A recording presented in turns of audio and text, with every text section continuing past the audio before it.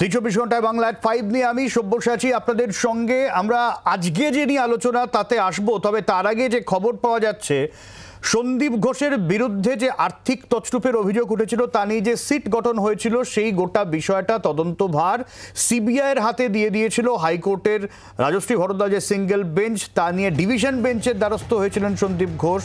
দ্রুত শুনানির আবেদন করেছিলেন তিনি, যদিও সেই দ্রুত শুনানির বিষয়টি খারিজ করে দেওয়া হয়েছে।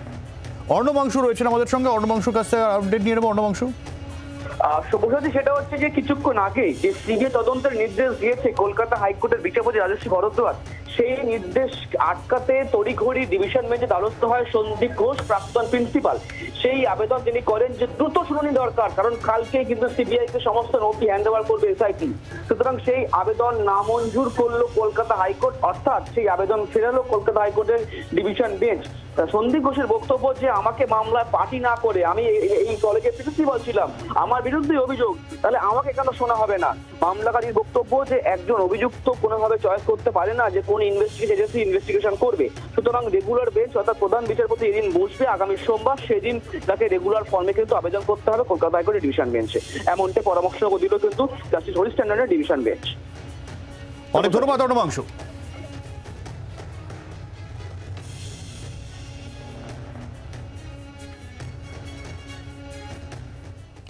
আরজি করের চিকিৎসককে ধর্ষণ করে খুনের ঘটনায় 14 দিন হয়ে গেল, এখনো অভিযুক্ত একজনই সঞ্জয় রায়। সঙ্গে আরো কেউ ছিল কিনা এর উত্তর আমরা এখনো কেউ জানি না।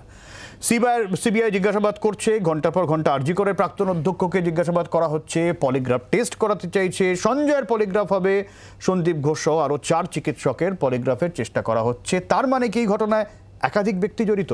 আমরা এখনো জানি না। আরজি করে দুর্নীতি মামলাতে যেরকম অর্ণবাংশু জানালো যে সিবিআই তদন্ত হবে, কিন্তু এই 14 দিনে আন্দোলন কিন্তু থামেনি, বরং ক্ষোভ বাড়ছে আরও। আজ তো নির্যাতিতার বাবা মা এটাও বললেন যে তারা সেদিন হাসপাতাল থেকে 3 বার ফোন পেয়েছেন এবং তাদের 3 রকম তথ্য দেওয়া হয়েছিল। আন্দোলন আরও জোরদার করতে পড়ুয়াদের পাশে দাঁড়াতে চাইছেন তারা। জি24 ঘন্টায় সেই খবর আমরা দেখিয়েছি, সেই বক্তব্য আমরা শুনিয়েছি, আবারও শোনাবো আপনাদের। কিন্তু এই কটা দিনে প্রান্তিক যারা, তাদের কি হলো? সরকারি হাসপাতালে চিকিৎসার ভরসায় থাকা মানুষগুলোর চিকিৎসাটা কোন জায়গায়, সেটাও কি ভাবার নয়?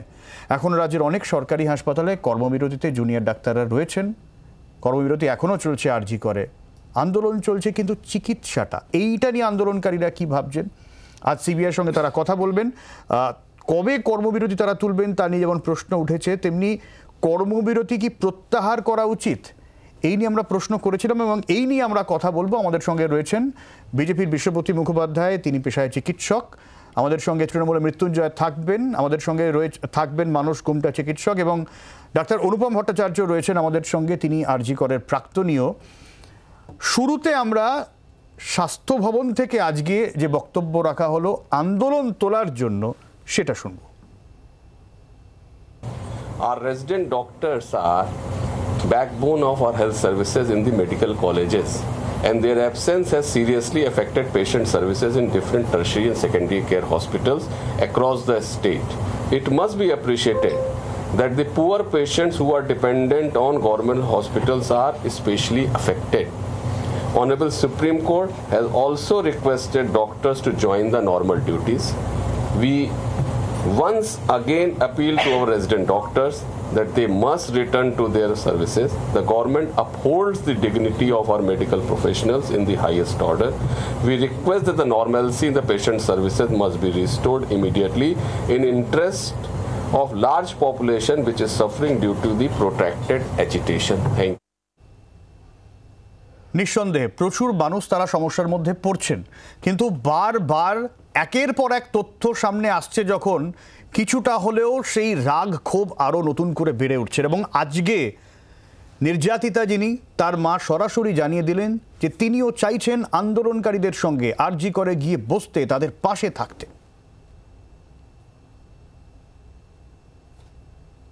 কলকাতা আপনাদের কাছে একটা বার্তাও দিতে চাই, সমস্ত বিশ্ববাসী পাশে আছে, সমস্ত মেডিকেল স্টুডেন্টরা, আমাদের এখন ছেলে মেয়ে, তারা যেভাবে প্রতিবাদ করছে, আমি যতদিন আমার মেয়ের বিচার না পাই তারা যেন ততদিন আমার পাশে দাঁড়ায়। আমিও তাদের পাশে দাঁড়াতে চাই। আমিও আরজি করে যেতে চাই, তাদের সামনে দাঁড়াতে চাই, তারা যেভাবে আন্দোলন করছে সেই আন্দোলনের পাশে থাকতে চাই। রাজনৈতিক দলগুলো তারা না, আমি কোনো রাজনীতি চাই না, কোনো সিবিআই কিছুই বুঝি না। আমি শুধু চাই আমার মেয়ের দোষীরা যেন ধরা পড়ে, তার জন্য আমাদের যা করতে আমরা করব এবং যত দূর যেতে হয় যাব। ফলে আন্দোলন কিন্তু থামছে না, থামবে যে না এখনই। এবং তারাও চাইছেন, যারা আন্দোলনকারী আরজি করে তারাও চাইছেন যে নির্যাতিতার মা যদি তাদের পাশে আসেন তাদের মনোবল অনেকটাই বাড়বে। স্বাগত, কি বলছেন তারা, শুনবো।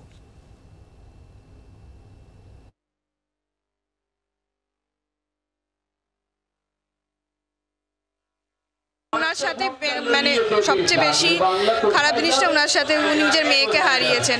উনি যদি আসেন এই ধর্ণা মঞ্চে, আমাদেরও মানে একটা বড় একটা কারেজ পাই আমরা। ওনারা যা হারিয়েছেন তার ক্ষতিপূরণ তো কেউ দিতে পারে না।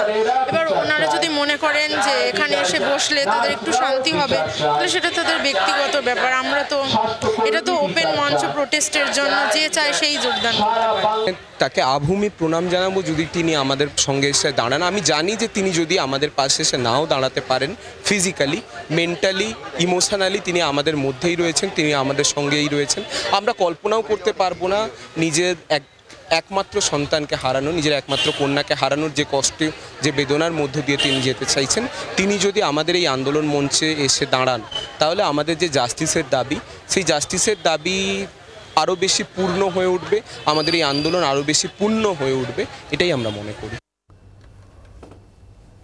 আমি শুরুতেই ডক্টর ভট্টাচার্যের কাছে আসবো, তবে তার আগে আমরা সোশ্যাল মিডিয়ায় প্রশ্ন রেখেছিলাম যে চিকিৎসকদের কর্মবিরতি প্রত্যাহার করা উচিত কিনা। ডক্টর ভট্টাচার্য, একটা অন্যরকম বিষয়, অধিকাংশ মানুষ ফেসবুক থেকে শুরু করে হোয়াটসঅ্যাপে তারা বলছেন না, কর্মবিরতি প্রত্যাহার করা উচিত এখনই নয়। এবং কমেন্টেও আমি দেখছিলাম তারা বলছেন যদি কর্মবিরতি প্রত্যাহার করা হয় তাহলে আন্দোলনটা ধাক্কা খাবেন। যদিও এক্স স্যান্ডেলে কেউ কেউ বলেছেন হ্যাঁ প্রত্যাহার করা উচিত, একটা মিশ্র জনমত রয়েছে। কিন্তু এর বাইরে গিয়ে যারা ফেসবুক বোঝেন না, যারা হোয়াটসঅ্যাপ বোঝেন না, তারা অবশ্যই খবর পাচ্ছেন, তারাও চাইছেন বিচার হোক। কিন্তু তাদের কাছে এই সরকারি হাসপাতালটা বড় ভরসার জায়গা। এবং আপনিও জানেন, আমিও জানি যে জুনিয়র ডাক্তাররা সরকারি হাসপাতালে কতটা গুরুত্বপূর্ণ। কি ভাবছেন আপনারা? এটা ঠিক যে ভাবনার আগে আমাদের নিজেদের অবস্থানটাকে একটু বলতে চাই। সেটা হচ্ছে যে মেডিকেল ছাত্র এবং রেসিডেন্টরা অ্যাকচুয়ালি এই মুহূর্তে হতাশ এবং ক্ষুব্ধ। বিশেষ করে যেভাবে সুপ্রিম কোর্ট সুও মোটোর মাধ্যমে তাদের নিজেদের এজলাসে এই কেসটা নেবার পর থেকে আমরা দেখলাম, আমরা ভরসা করেছিলাম সুপ্রিম কোর্টের উপরে, কিন্তু যেটা দেখলাম যে আলোচনাটা যেটা হলো যে কতটা সিআইএসএফ থাকবে, কি হবে, 1 ঘন্টা আগে হয়েছিল না পরে হয়েছিল, কিন্তু জাস্টিস, বিচার, এই ঘটনাটা ঘটবে কি ঘটবে না সেই নিয়ে কিন্তু আলোচনা পেলাম না।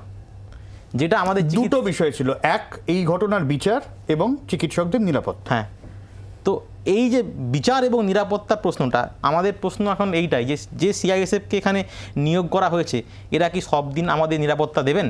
দিতে পারেন না। তাহলে ডাক্তারদের নিরাপত্তা কে? ডাক্তারদের নিরাপত্তা হচ্ছে রোগীর পরিবার, তারা যদি তাদের ভালোবাসা এবং তাদের কনফিডেন্স এবং পরিকাঠামো, এটা মূল নিরাপত্তা জায়গাটা। কিন্তু এর আগে পর্যন্ত ডাক্তারদের উপর যে সমস্ত আক্রমণ হয়েছিল, এই সমস্ত আক্রমণই রোগীর পরিজনের দ্বারা আক্রমণ, কিন্তু যেটা ভালো করে দেখলে দেখা যাবে তার মধ্যে রুলিং পার্টির একটা আক্রমণ থাকে। কিন্তু এই প্রথম একটা আক্রমণ হলে এই আক্রমণটা কিন্তু ওই ধরনের নেচারের নয়। এবং আমরা মনে করি যদি হাসপাতালের মধ্যে কোনো লোক ইনভলভমেন্ট না থাকে, তাহলে এইটা বাইরের লোকের পক্ষে, এটা প্রথমেই শুনে মনে হয়েছিল যে এইটা করা সম্ভব না। তারপরে আমরা যেহেতু ডাক্তার এবং ওই কলেজে আমি প্রাক্তনী, এবং যেখানে এই স্পটটা ঘটনাটা ঘটেছে সেখানে কোনো বাইরের লোকের পক্ষে কোনো ভেতরে কোনো যোগসাজশ ছাড়া এটা কখনো করা সম্ভব না। তাহলে এইটা যারা বুঝতে পারছে, যোগসাজশ সেটা স্পষ্ট, মানে রোগীর দালাল এক কথায়। এবং আমরা দেখতে পেলাম যে ঘটনাটা ঘটার পর থেকে আমি ওখানে ছিলাম, যেভাবে কলেজের প্রিন্সিপাল এবং প্রত্যেকটি কলেজ অথরিটি ঘটনাকে ধামাচাপা দেওয়ার চেষ্টা করেছে, তাদের ছাত্রদের ক্ষোভ কিন্তু আরও বেড়ে গেছে। এবং যেভাবে মৃতদেহের যখন বেরোচ্ছে, তখন আমরা ওখানে ছিলাম, তখন একটা কোনো শ্রদ্ধা জানানো হয়নি, একটা ফুলের মালাও কর্তৃপক্ষের তরফ থেকে দেওয়া হয়নি। তাহলে একের পর এক ঘটনা, আক্রমণ ঘটেছে এবং কলেজের যে অথরিটি এবং ছাত্র সংগঠন টিএমসিপি তারা কিন্তু চেয়েছে যাতে আন্দোলন না হয়। এই সমস্ত ঘটনা কিন্তু মানুষের মনে এবং ছাত্রদের মনে একটা দীর্ঘস্থায়ী অবিশ্বাসের বাতাবরণ তৈরি করেছে। সেই অবিশ্বাসের ফলে এখন কর্তৃপক্ষ যাই বলুন না কেন সবটাই মনে হচ্ছে এটা কোনো ভাঁওতা নয়। তো সর্বোপরি 14ই আগস্ট রাতে যে আক্রমণটা ঘটেছে সেই আক্রমণটা ছাত্রদের মনোবলকে একাধারে তারা ক্ষুব্ধ এবং যারা কলেজের প্রাক্তনী পর্যন্ত যারা কোনোদিন সাথে কাছে ছিলেন না তারা পর্যন্ত কলেজকে দেখতে এসছেন, ফলে এইটা একটা ডাক্তারদের মনে বিশাল একটা রিপারকেশন তৈরি করেছে। একদমই। আমি ডক্টর মুখোপাধ্যায়ের কাছে আসার আগে সিজিও কমপ্লেক্সে যাওয়ার আগে আন্দোলনকারীরা ঠিক কি বলছেন একবার শোনাবো।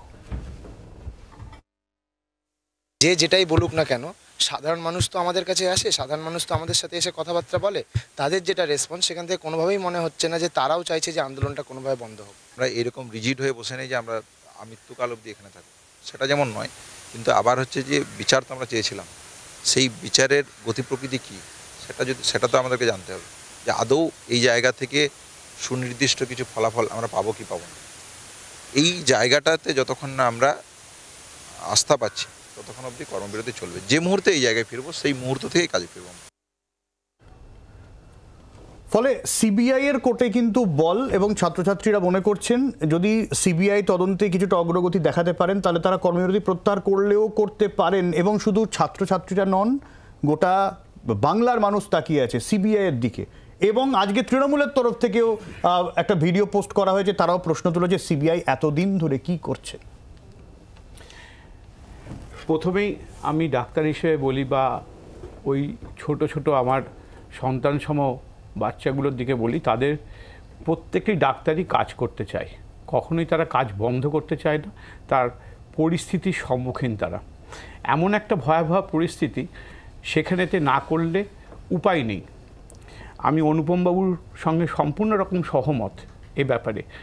প্রথমত, যদি তথ্য লোপাট, যদি তদন্ত স্বচ্ছভাবে হতো আজকে এই জায়গায় পরিস্থিতি যেতই না। তথ্য লোপাটটা হচ্ছে সবথেকে বেশি সাংঘাতিক, যেটা লোকেদের মনে সবথেকে বেশি পরিমাণে এসছে। সিনিয়র ডাক্তাররা সবাই কিন্তু কাজ করছে, শুধু আউটডোরগুলো হচ্ছে না, এইটুকুই হচ্ছে। কিন্তু আউটডোরের ওপর কিন্তু অনেকে নির্ভরশীল, ওই 2 টাকার টিকিট কেটে, খুব স্বাভাবিক। মানে কারণ যেখানেতে মানরেগা বা 100 দিনের কাজে আমরা প্রথম হই পশ্চিমবঙ্গে, তখন এখানে দরিদ্র বেশি, স্বাভাবিক তারা হসপিটালের ওপরেই বেশি থাকবে, গভর্নমেন্ট হসপিটালের উপরে। এটা খুব স্বাভাবিক নেচার, এটা তো স্বাভাবিক ব্যাপার, বলার মধ্যে নেই। দ্বিতীয়ত হচ্ছে, আপনি বলুন ছেলেগুলো কি করে কাজ করবে?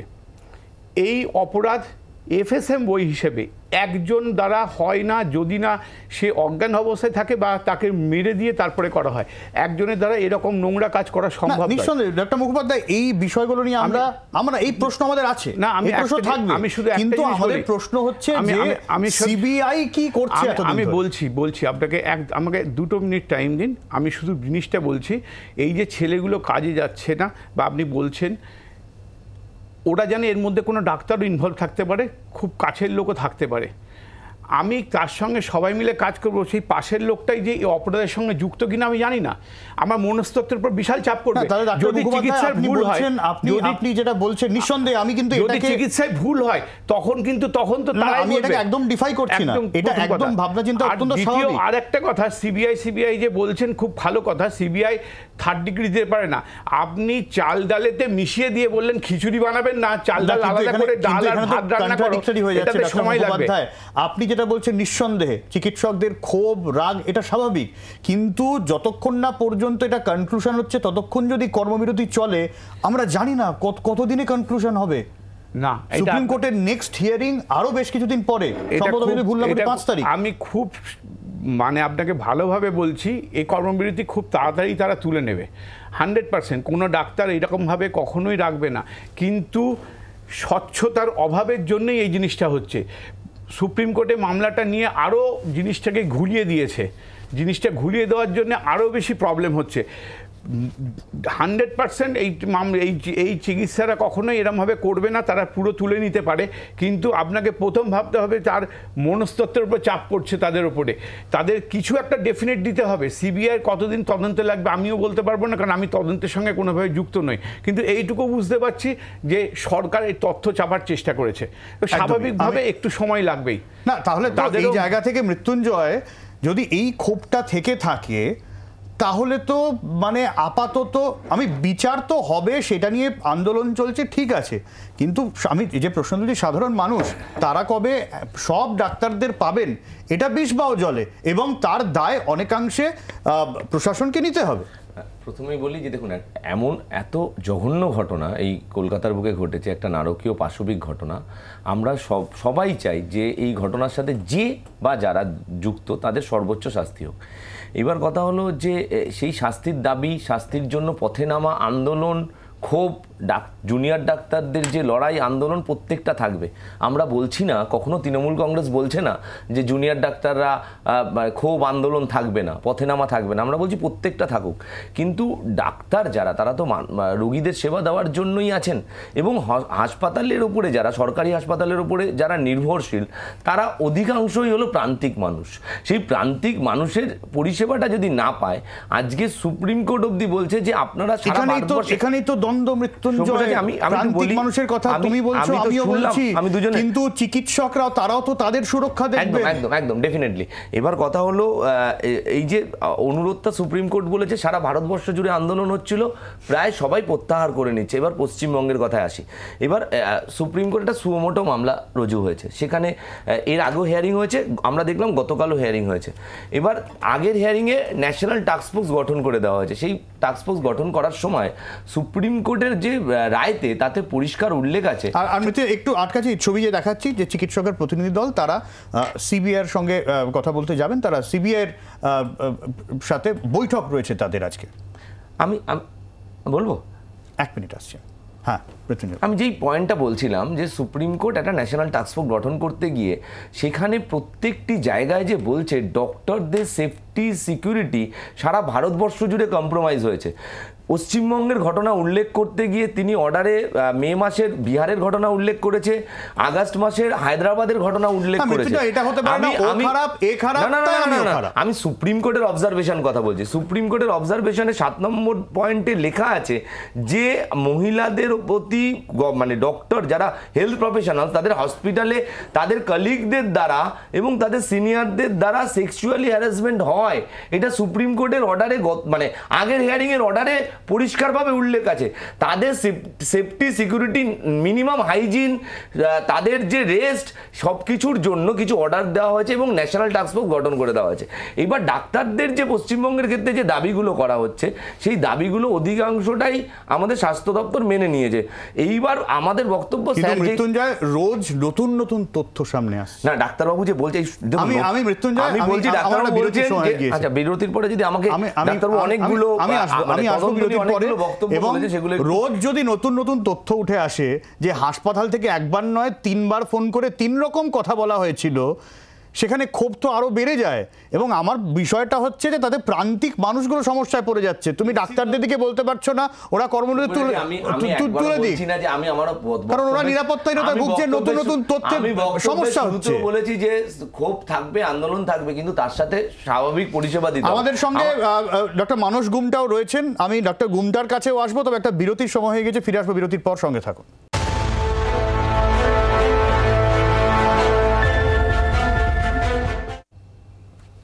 আমি সরাসরি ডক্টর গুমটার কাছে আসবো। ডক্টর গুমটা, একদিকে কর্মবিরতিতে অনড় চিকিৎসকরা, জুনিয়র ডাক্তাররা, তাদের ক্ষোভের কারণ যথেষ্ট রয়েছে এবং প্রত্যেক দিনই প্রায় নতুন নতুন তথ্য।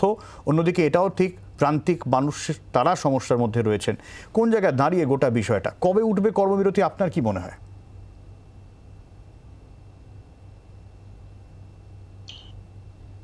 একটা জিনিস আমি একদম পরিষ্কার করে দিই, যেটা মানুষের কাছেও এই বার্তাটা যাওয়া উচিত, আপনাদের মিডিয়াকে আমি ব্যবহার করতে চাই, যে পশ্চিমবঙ্গের চিকিৎসক সমাজ দুটো ভাগে আছে। একটা সিনিয়র চিকিৎসক, আরেকটা গ্রুপ হচ্ছে ট্রেনি চিকিৎসক। এবং এটা ঠিক যে সিনিয়র চিকিৎসকদের কোথাও কিন্তু কেউ কর্মবিরতি পালন করছে না, একদমই। এটা প্রত্যেকটা মানুষ জানে। আমরা আপনার মাধ্যমে আবারও জানিয়ে দিচ্ছি যে কোনো সিনিয়র চিকিৎসক কোথাও কর্মবিরতি পালন করছে না। যারা কর্মবিরতি পালন করছে তারা হচ্ছে জুনিয়র ডাক্তার, তারা ট্রেনি ডাক্তার, তারা পিজিটি ডাক্তার, তারা একমাত্র পশ্চিমবঙ্গের মেডিকেল কলেজগুলোতে কনসেন্ট্রেটেড। এবং তারাও হচ্ছে এমার্জেন্সিটা কিন্তু তারা করে যাচ্ছে, তারা শুধু ওপিডি বয়কট করছে। ফলে এই তথ্যটা ভুল যে চিকিৎসকরা কর্মবিরতি পালন করছে, এইভাবে জেনারেলাইজ করে দেওয়াটা বোধহয় ঠিক নয়।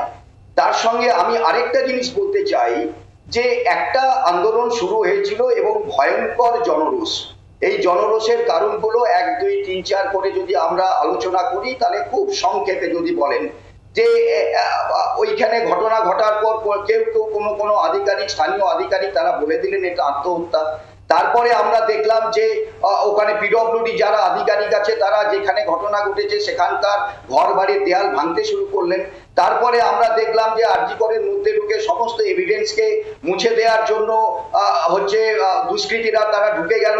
এবং তারপরে আমরা আরেকটাও দেখলাম যে যারা এরকম ভয়ঙ্কর জনরোষের মধ্যে পশ্চিমবঙ্গ সরকার তাদেরকে ন্যায় বিচারের পরিবর্তে তারা 21 জন মানে ওই আইনজীবী যাদের মানে এক একটা হিয়ারিং এর ব্যয় হচ্ছে 2-3 কোটি 4 কোটি টাকা, তারা হচ্ছে সেই টাকা ব্যয় করে এই তদন্তকে ধামাচাপা দেওয়ার জন্য তারা সওয়াল জবাব করে যাচ্ছে।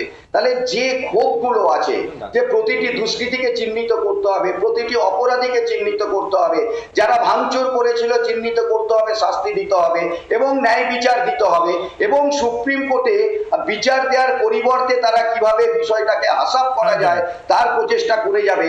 আর আপনি বলবেন বা মানুষ বলবেন যে জুনিয়র ডাক্তাররা তাদের দাবি থেকে সরে আসবে, এটা কি হয়?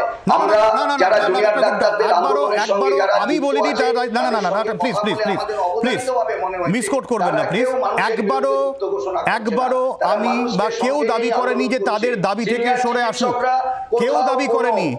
আমাদের প্রশ্ন কর্মবিরতি কতদিন চলবে, আমরা কখনোই বলছি না দাবি থেকে সরে আসুক, কারণ তাদের যে দাবি সেই দাবি আমাদেরও। আমরা এই খবরেই আসবো এবং নতুন নতুন তথ্য কি আছে সেটাও জানাবো। এবং এই যে ওপিডির কথা ডাক্তারবাবু বলে, নিঃসন্দেহে সিনিয়র চিকিৎসকরা তারা কর্মবিরতিতে নেই, জুনিয়র ডাক্তারদের যে শূন্যতা সেটা তারা পূরণ করার আপ্রাণ চেষ্টা চালিয়ে যাচ্ছেন। কিন্তু ওপিডি যেখানে সব থেকে বেশি মানুষের ভিড় হয় সেখানে সমস্যা হচ্ছে। জেলায় জেলায় সেই খবর আপনাদের দেখাবো এবং অবশ্যই নতুন কি তথ্য, বিস্ফোরক তথ্য যা আজকে জি 24 ঘন্টার সামনে রাখলেন নির্যাতিতার বাবা মা, সেটাও দেখাবো। বিরতির পর সঙ্গে থাকুন।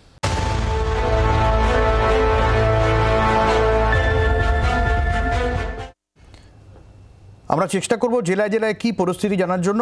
ডক্টর ভট্টাচার্য, খুব সংক্ষেপে, ক্ষোভ আমরা জানি কোন জায়গায় আছে, আমাদের প্রত্যেকেরই আছে, তো সেই জায়গায় দাঁড়িয়ে ডাক্তার মুখোপাধ্যায় যেরকম একটা ইঙ্গিত দিলেন, যতক্ষণ না বিচার পাওয়া যাবে ততক্ষণ পর্যন্ত কর্মবিরতি, এই বিষয়টাই কি দাঁড়াচ্ছে? দেখুন, বিচারটা একটা দীর্ঘ প্রক্রিয়া, ফলে বিচার পেতে কিন্তু সময় লাগবে, এটা আমরা বুঝি। কিন্তু এই যে জুনিয়র চিকিৎসকদের বারবার কর্মবিরতি চালিয়ে যাবেন বলে বলছেন, এটা কিন্তু মেন কারণ কিন্তু তাদের অথরিটির উপর অবিশ্বাস, এটা কিন্তু মেন কারণ। আমরা যদি দেখতে পেতাম শুরু থেকে যে আমাদের রাজ্য সরকার তারা খুব সংবেদনশীলভাবে এই ছাত্রদের প্রবলেমগুলোকে শুনছেন, স্বাস্থ্যমন্ত্রী বা মুখ্যমন্ত্রী নিজে এখানে এসছেন, তিনি জানতে চাইছেন তোমাদের কী সমস্যা, এইটা না করে যেভাবে সন্দীপ ঘোষ অভিযুক্ত প্রিন্সিপাল তাকে ন্যাশনালে বদলি করে দেওয়া হলো, তারপর নিউজ পেপারে খবর এলো তিনি এএসওডি মানে অফিসার ইনচার্জ, একটা অফিসার পোস্টে স্বাস্থ্য ভবনে আছেন, সেটা যদি যাও তিনি করেছেন। ফলে এই যে একের পর এক যখনই যে ঘটনাগুলো ঘটছে এবং মানে ঘটনা প্রবাহে বিভ্রান্তি এবং বাঁকুড়াতে এমপি তিনি বললেন যে ডাক্তারদের দেখে নেওয়া হবে, এখানে তো মিডিয়া ব্যাকআপ নেই। ফলে এই যে একের পর এক থ্রেট এবং আক্রমণের মুখোমুখি ডাক্তাররা হচ্ছে, এর ফলে কিন্তু বিভ্রান্তি বাড়ছে এবং দীর্ঘায়িত হচ্ছে। আমি বলতে চাই ডাক্তারদের মধ্যে কিন্তু আমি একটু বলিনি ডাক্তাররা কিন্তু চিকিৎসা করতেই চায়, আমাদের মধ্যেও ইচ্ছা আছে যে আমরা অবিলম্বে কাজে যোগ দেব, কিন্তু কোন পরিস্থিতিতে আমরা কি পেলাম এখান থেকে, এটাই কিন্তু সবচেয়ে বড় কথা। মানসবাবু নিজে একজন ডাক্তার, এত শিক্ষিত মানুষ হয়ে মিডিয়াতে সে এত মিথ্যে কথা বলছে এবং সোশ্যাল মিডিয়ার গুজবগুলো ছড়িয়ে দিচ্ছে। প্রথমেই বললো সরকার নাকি 21 জনকে নিয়োগ করেছে এই যারা দোষী তাদের বাঁচানোর জন্য। প্রথম আমি তীব্র প্রতিবাদ করছি, সুপ্রিম কোর্ট সুমোটো মামলা করেছে, সুপ্রিম কোর্ট মামলা করলে সরকারকে দাঁড় করাতেই হবে লয়ার, সরকার লয়ার দাঁড় করিয়েছে, তাদের একটি আইন তাদের হয়ে 21 জন দাঁড়িয়েছে, সরকার একটা সংস্থাকে দিয়েছে। সেখানে সরকারের বক্তব্য, পুলিশ প্রশাসন কি কাজ করেছে সেটা তুলে ধরতেই হবে। এটা সুপ্রিম কোর্টের সুমোটো মামলা। সেখানে দাঁড়িয়ে সরকার কাউকে বাঁচানোর জন্য সরকার বারবার চাইছে দোষী বা দোষীরা শাস্তি পাক। আর ডক্টর মুখার্জি বলছিলেন যে তথ্য লোপাট। প্রথম কথা, আমি যদি ধরে নিই ডক্টর মুখার্জির সাথে যদি সহমত হই তথ্য লোপাট হয়েছে, এখন তদন্ত করছে সিবিআই গতকাল সুপ্রিম কোর্টে দাঁড়িয়ে কোথাও বলতে পারেননি তথ্য লোপাট হয়েছে। সেখানে সরকারি আইনজীবী কপিল সিব্বাল বারবার প্রশ্নগুলো, সুপ্রিম কোর্টে মৃত্যুঞ্জয় এটা হয়েছে যে ক্রাইম সিন ট্যাম্পার করার চেষ্টা হয়েছিল, এটা দাবি করা হয়েছে এবং সূত্রের খবর। তুমি কথোপকথন আর প্রশ্নের উপরে দাঁড়িয়ে একটা খবর চালাতে পারো না। আচ্ছা মৃত্যুঞ্জয় আমাকে খুব তাড়াতাড়ি শেষ করতে হবে। মৃত্যুঞ্জয়,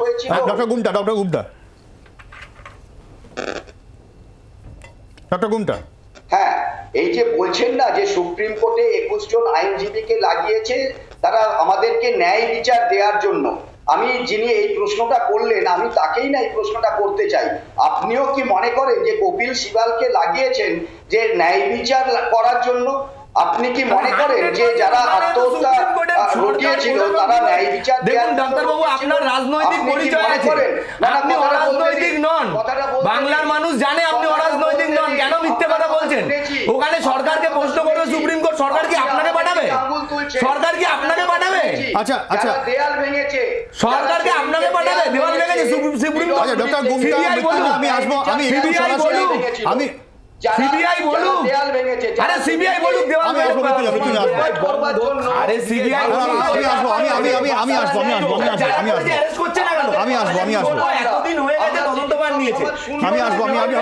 আসবো। আমি একটু আর্জি করে যাবো। রনয় রয়েছে, রনয়ের কাছে কিছু আপডেট রয়েছে। রনয় সরাসরি রাজনৈতিক পরিচয় আছে, বাংলার মানুষ জানে। আমি আসবো। দেখো, আরজিকর হাসপাতালে যেরকম আন্দোলন চলছিল সেরকমই আন্দোলন চলছে। এখানে জুনিয়র থেকে সিনিয়র প্রত্যেকেই রয়েছেন। কিছুক্ষণ আগে দেখা গেল নতুন সুপার সপ্তর্ষি চট্টোপাধ্যায় তিনি এখানে এসেছিলেন ধর্ণা মঞ্চে। সেখানে যারা আন্দোলনরত তাদের সঙ্গে কথা বলেছেন। দেখলাম যে নতুন সুপার এলেন, আপনাদেরকে কি বললেন? উনি আমাদের সাথে পরিচয় করতেই এসেছিলেন, জিজ্ঞাসা করলেন আমরা কেমন আছি। সেখানে কি আন্দোলন তুলে নেবার কথা বা কাজে ফেরার কথা কিছু বললেন? না, এরকম বার্তা তার কাছ থেকে আমরা কিছু পাইনি।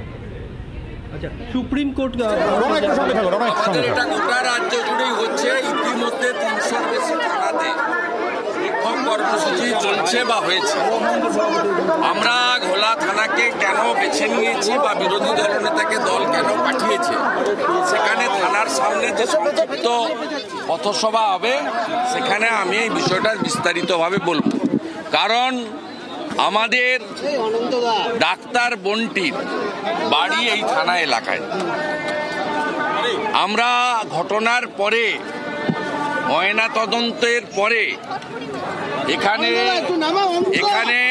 তার যে লাস্ট রাইট, সেই ক্রিয়াকর্ম এইখানেই ঘটেছে এবং এখানকার শাসক দল এবং পুলিশ তাদের কি ভূমিকা ছিল বা এখনো তারা কিভাবে করছেন এটা জনগণের জানা দরকার আছে।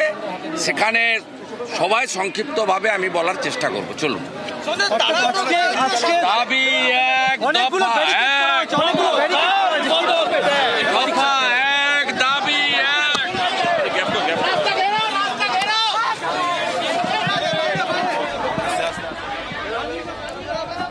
শুভেন্দু অধিকারী পরে কি বলেন আমি অবশ্যই আসবো। রনয়ের খুব সংক্ষেপে আরজি করের এই মুহূর্তে পরিস্থিতি কি, জুনিয়র ডাক্তারের তরফে আন্দোলনের বিষয়টাও জানবো, চিকিৎসার বিষয়টা জানবো, খুব সংক্ষেপে রনয়।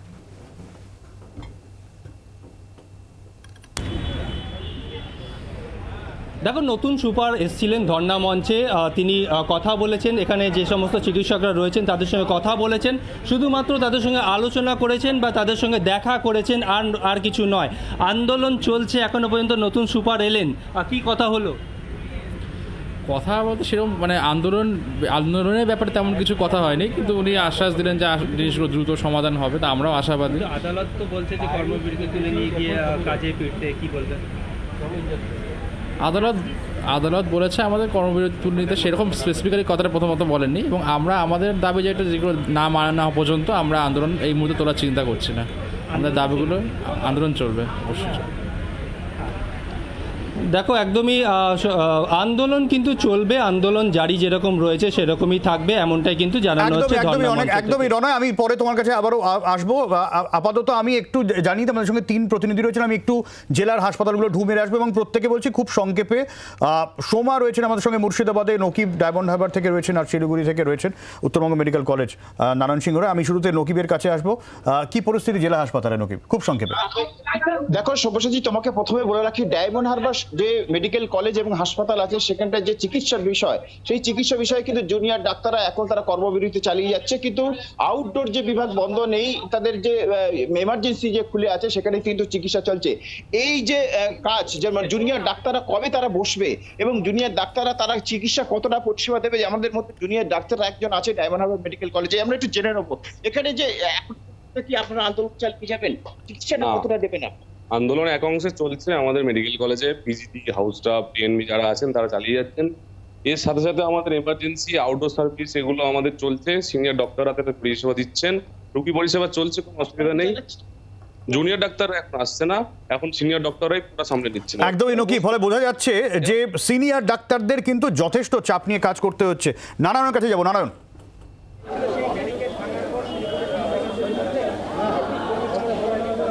দেখো, উত্তরবঙ্গ মেডিকেল কলেজ ও হাসপাতালে কিন্তু এখনো অবধি জুনিয়র ডাক্তারদের কিন্তু আন্দোলন চলছে, তাদের বিক্ষোভ আন্দোলন। প্রত্যেক দিন তারা সকাল 10টা থেকে বিকেল 5টা অবধি একদম নিয়ম করে এমার্জেন্সির সামনে তারা আন্দোলন চালিয়ে যাচ্ছে।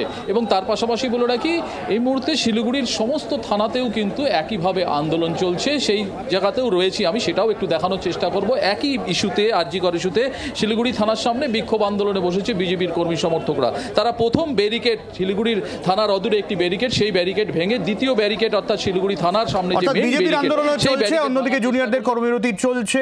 রোগীরা কিছুটা হলো সমস্যায় পড়েছেন, কিন্তু সামাল দেওয়ার চেষ্টা করছেন সিনিয়র ডাক্তাররা। সোমার কাছে যাবো সরাসরি। সোমা,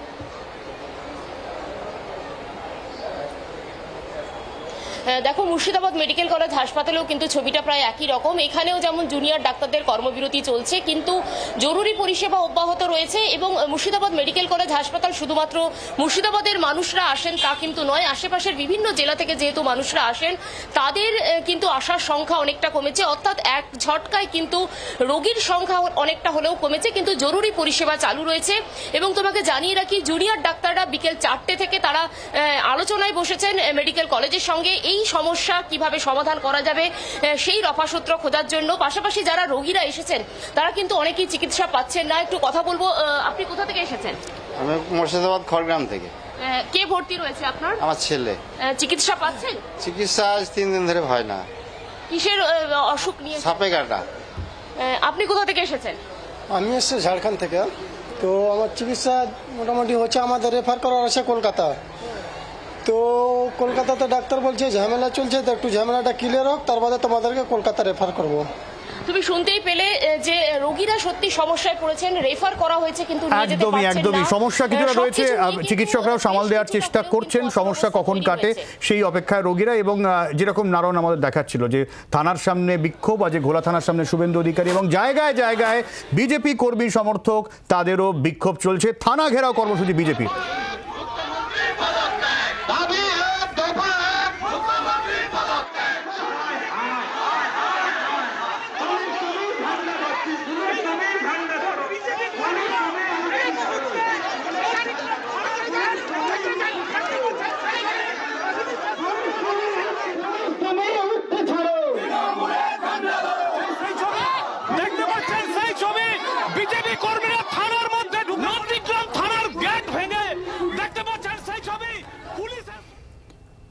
আমরা অবশ্যই নজর রাখবো কবে কর্মবিরতি ওঠে, এবং অবশ্যই আমরা চাইবো যাতে ডাক্তারদের যে দাবি সেটাও মেটানো হয় প্রশাসনের তরফে এবং বিচার পাক নির্যাতিতা। কিন্তু মুশকিল হচ্ছে একের পর এক নতুন তথ্য, নতুন করে ক্ষোভ। কিরকম? আজকে জি 24 ঘন্টায় নির্যাতিতার বাড়ির তরফ থেকে বাবা মা কি দাবি করলেন, শুনুন। মেয়ের সাথে রাত 11টা 15তে কথা হয়েছিল, মেয়ে বলেছিল। তারপরে 8:30টায় রোজই ফোন করে, শুক্রবার ফোন করেনি, আমি 2বার ফোন করেছি, ফোন বেজে গেছে, আমি ভেবেছি হয়তো ব্যস্ত আছে। তারপর 10:53 হসপিটাল থেকে ফোন আসে, আপনারা লোক বলছেন আপনারা একটু আসুন, অসুস্থ।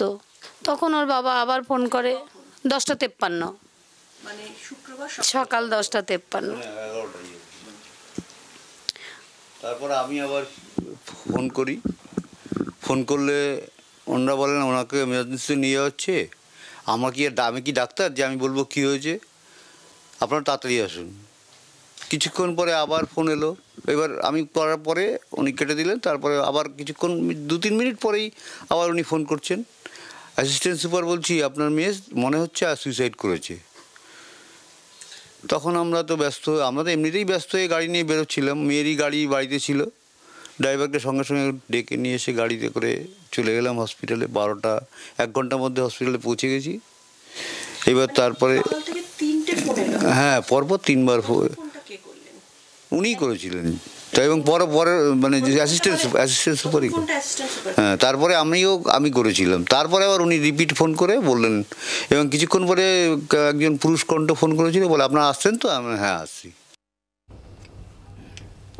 প্রথমে অসুস্থ, তারপর এমার্জেন্সি, তারপর আত্মহত্যার তথ্য। আমি আসবো ডক্টর মুখোপাধ্যায়ের কাছেই নিয়ে, তবে তার আগে আরেকটা ছবি দেখিয়ে নিই। প্রেসিডেন্সি কলেজের প্রাক্তনী যারা, তাদের মিছিল শুরু হয়েছে। দেবাঞ্জন রয়েছে আমাদের সঙ্গে, খুব সংক্ষেপে দেবাঞ্জন।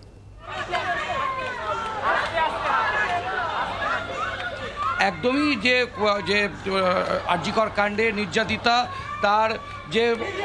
তার বিরুদ্ধে ঘৃণ্যতম অপরাধ যারা ঘটিয়েছেন, তার সুবিচার চেয়ে, জাস্টিস চেয়ে আজকে প্রেসিডেন্সির প্রাক্তনীরা নেমেছেন। সঙ্গে রয়েছেন প্রেসিডেন্সির প্রাক্তনী সৃজিত মুখোপাধ্যায়। আমি আমার ক্যামেরা পার্সনকে দেখাতে বলবো, সহ প্রচুর প্রাক্তনীরা। সৃজিতদা, একটু বলবেন যে আপনারা জাস্টিস চেয়ে কোন দাবিটা সরকারের কাছে করছেন?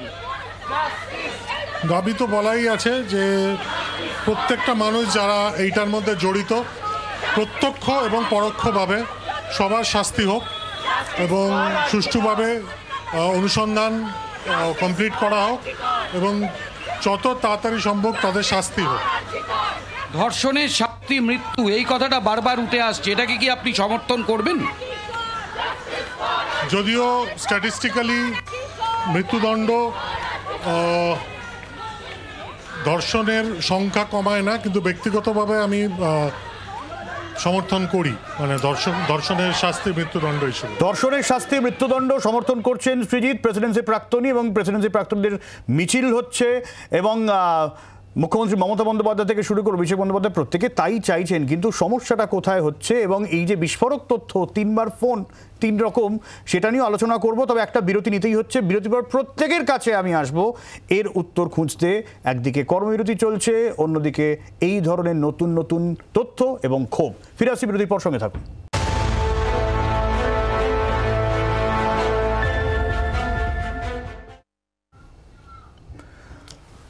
ঘোলা থানার ওখানে উত্তেজনা চলছে, সেই ছবি দেখাবো। তবে তার আগে খুব সংক্ষেপে ডক্টর মুখোপাধ্যায়, খুব সংক্ষেপে। নমস্কার। আমি ওনার কথা শুনেছি, 3বার ফোন করে ওনাদের বিভ্রান্ত করা হয়েছে। আমি জানি না কেন করেছিলেন, হয়তো ওপরতলার নির্দেশের কিছু প্রবলেম হয়েছিল, সেই জন্যই হয়তো 3বার ফোন করতে হয়েছিল। বিভিন্ন সময় বিভিন্ন রকম কথা বলেছিলেন। সিবিআইয়ের হাতে কেসটা তুলে দিতে দেরি হলো কেন বলেছিলেন রবিবার, কোর্টের নির্দেশে যদি তাড়াতাড়ি দিতেন তাহলে হয়তো এই প্রবলেমটা হতো না। তৃতীয়ত, উনি ল ফার্মের কথা বললেন, সত্যি খুব বিশাল বড় লয়ার দিয়েছেন, যিনি আইন ওখানেতে বিচার চলাকালীন যিনি একটা মৃতদেহ নিয়ে হাসছিলেন, এবং তুষার মেহতা তাকে বলেন যে এটা মৃতদেহর জিনিস, সেটাকে হাসবেন না। কপিল সিব্বাল হাসছিলেন, এটা প্রত্যেকটা মিডিয়াতে পেয়েছি আমরা। মুখবদ্ধ করা খামে যেখানেতে জমা দেওয়া হয়েছে, সেখানে তথ্য প্রমাণ লোপাট হয়েছে, এই কথাটা সিবিআই বলেছে। সেখানে কী ছিল আমরা নিজেরাও জানি না। আর আমি নিজেও জানি চিকিৎসা সমাজ যারা আছেন তারা এরকমভাবে আন্দোলন কখনো দীর্ঘায়িত করতে চান না, তারা 100% আন্দোলন তুলবেন, কিন্তু যতক্ষণ না একদম একটু থামাতে হচ্ছে ডক্টর মুখোপাধ্যায়, সরাসরি একটু নজর রাখতে হচ্ছে ঘোলা থানা। সংক্ষিপ্ত সভা হবে। অরিজিৎ বক্সি এবং অর্জুন সিং মহোদয় পঞ্চায়েত, আপনার গাড়িতে আসবেন, বাকিরা নিচে থাকুন, গাড়িতে জায়গা নেই, নিচে থাকুন। অরিজিৎ বক্সি,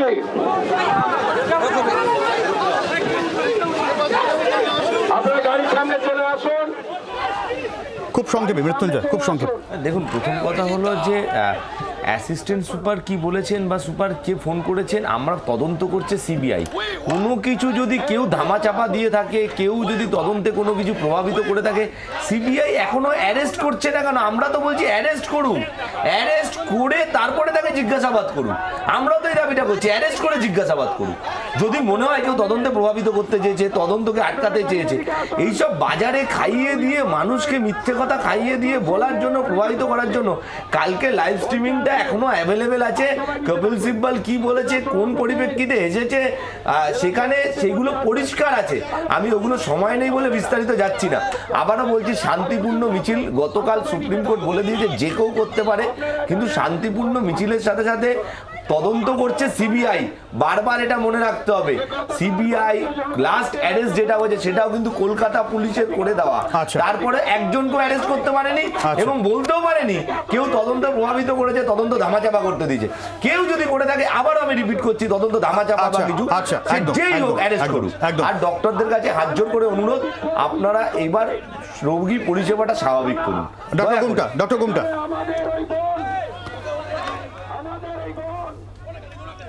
আমি তিনটে প্রশ্ন দিয়ে আমি শেষ করব আমার কথা। সেটা হচ্ছে যে আমরা যতদূর জানি চিকিৎসক হিসাবে যে ডিএনএ প্রোফাইলিং এর রিপোর্ট 7 দিনের মধ্যে চলে আসার কথা, সেটা আদৌ এসছে নাকি, এনে তার রিপোর্ট কি জনসমক্ষে আনতে হবে। 2 হচ্ছে যে ব্যক্তি, যে বিশেষ 2 জন ব্যক্তি, একজন আরজি করে ছিলেন, একজন ইউনিভার্সিটিতে ছিলেন, দুজনের নামে অসংখ্য অভিযোগ। ডক্টর গুপ্তা, আপনাকে থামাতেই হচ্ছে, কারণ সিজিও কমপ্লেক্স থেকে বেরিয়ে এসে কি বলছেন আন্দোলনরত চিকিৎসকরা, শুনবো সরাসরি। প্রশ্ন থাকে যে তাহলে কি ওনারা কোনোভাবে এই জিনিসটা, আমরা কনফিডেন্সিয়ালি কয়েকজন মিলে গিয়ে কোনো আপডেট জানতে চাইও নি, ওনাদেরকে আমরা প্রশ্ন করি যে ওনারা কোনোভাবে প্রেস রিলিজ করে সাধারণ মানুষ, কারণ এই প্রশ্ন খালি আন্দোলনকারী জুনিয়র ডাক্তারদের নয়, এই প্রশ্ন সমস্ত স্বাধীনতাকামী সচেতনতা যুক্ত মানুষের, যারা সবাই চাইছেন জানতে যে এই কেসের কি অগ্রগতি হচ্ছে। তাতে ওনারা জানান যে না, ওনারা এই জিনিসটা ওনারা জানাতে পারছেন না। আমরা ওনাদেরকে আরও জানাই যে আমাদের যে আন্দোলন, আমাদের ডাক্তার যে আন্দোলন এবং তাতে যে জুনিয়র ডাক্তারদের যে কর্মবিরতি আমরা চালাচ্ছি, সেইটাও অনেকাংশেই নির্ভর করে আছে এই জাস্টিসের প্রশ্নে। ফলে আমরা সেই দায়িত্বের কথা তাদেরকে আরেকবার স্মরণ করিয়ে দিই। তাতে ওনারা জানান যে to have faith in them. আমরা অবশ্যই তাদের সেই আশ্বাসে, তাদের কাছে তাদের যে ফেথ রাখতে তারা বলেছেন সেটা আমরা রাখছি। তারপরেও আমাদের প্রশ্ন থাকবে যে আজ ঘটনার প্রায় 15 দিন পেরিয়ে গেল এবং আমরা কিন্তু জাস্টিসের প্রশ্নে 9 তারিখে যে জায়গায় দাঁড়িয়েছিলাম আজকেও সেই জায়গাতেই দাঁড়িয়ে আছি। বা অগ্রগতি জানতে পারলেন না, সেই জায়গায় দাঁড়িয়ে আপনাদের কর্মবিরতি প্রত্যাহারের জায়গায় সেটা কতটা প্রভাব ফেলবে? কারণ আপনারা বলেছিলেন অগ্রগতি না জেনে আমরা কর্মবিরতি প্রত্যাহার করব না। আমাদের বক্তব্য খুব স্পষ্ট যে আমাদের যে এই জাস্টিসের প্রশ্নে there will be no compromise.